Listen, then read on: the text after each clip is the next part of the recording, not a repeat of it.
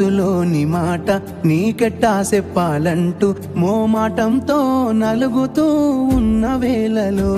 నీ సిగ్గు పాడుగాను చిన్నబోయి పోయి నేను చెప్పేసా దూరమైతావాని మనసులో మాట అమావాస్య సీకట్లోన సందమామలా తెచ్చావే నా బతుకుల దీపాల పండుగ ఓడి అలిసిన నా గుండెకు గెలుపంటే నువ్వేగా ఆ సంబూరాన్నే రాయబోతే పల్లవి మన సంతోషాలే రాసెని చరణాలవి